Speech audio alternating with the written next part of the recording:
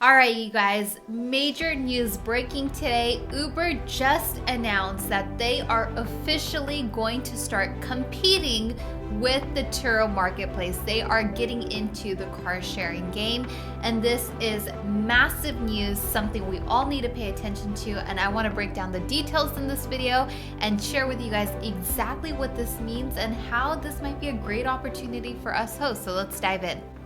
Now, Axios just published the article, and we're going to go over it together right here, and let's take a look at what they published. So they said Uber is launching a peer-to-peer car sharing service that will allow people to earn money by loaning their cars to strangers when they're not using it. So hello, Turo model, right out the gates. This matters because it's another way for the ride-hailing network is trying to rethink transportation.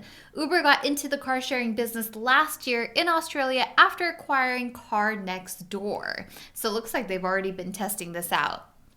Now called Uber Car Share, the service will launch soon in North America, starting in Boston and Toronto.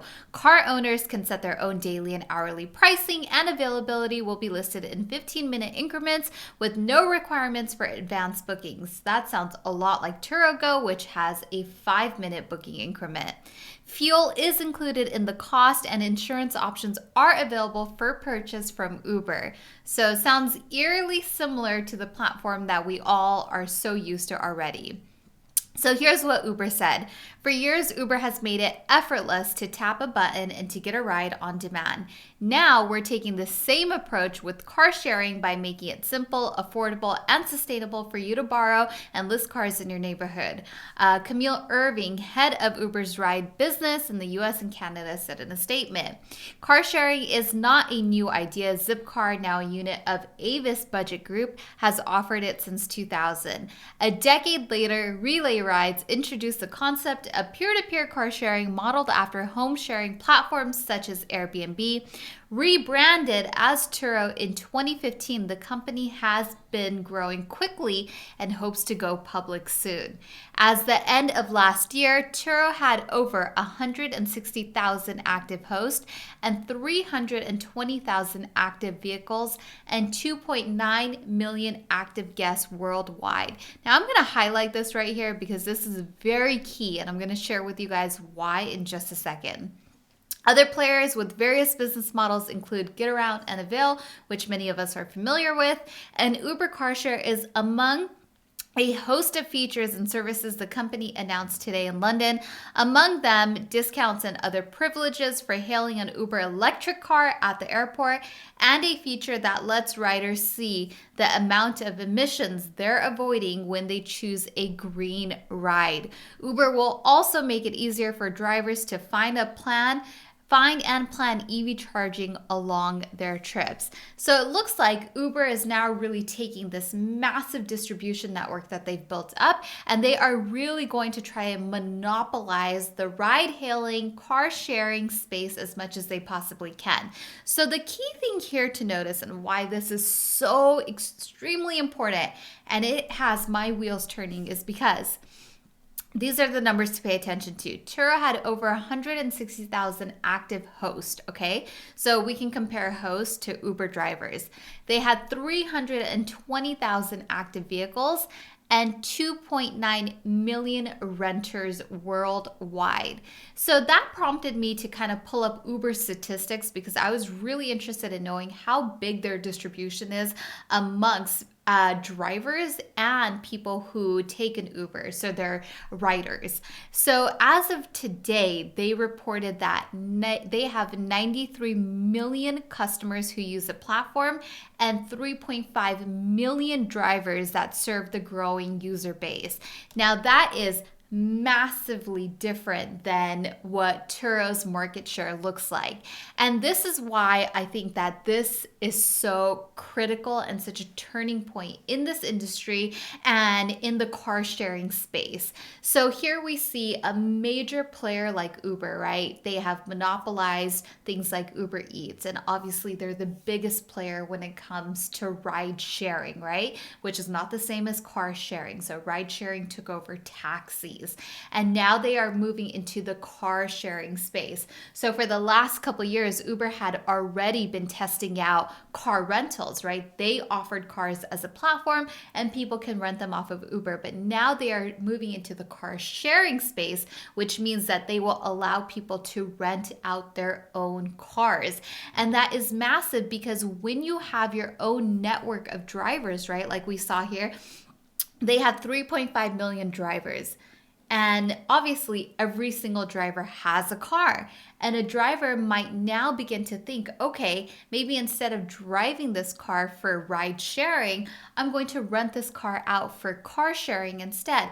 Or maybe let me bring on a second car that I create a second income stream from to rent out to customers. So right away, they already have exponentially more drivers that have cars that they could potentially share. And then of course, if you look at their entire customer base, which is 93 million, in comparison to Turo's 2.9 million, I mean, it is a vast difference. So obviously, when they release a feature like this, right, as they open up markets, they don't really have to vie for business or a customer base because they have that massive, massive, massive distribution, which is going to be a huge game changer.